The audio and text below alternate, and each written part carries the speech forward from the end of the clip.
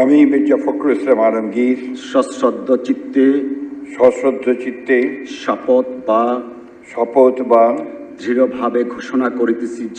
দৃঢ়ভাবে ঘোষণা করিতেছি যে আমি আইন অনুযায়ী বাংলাদেশের রাষ্ট্রপতি পদের কর্তব্য বিশ্বস্ততার সহিত পালন করিব।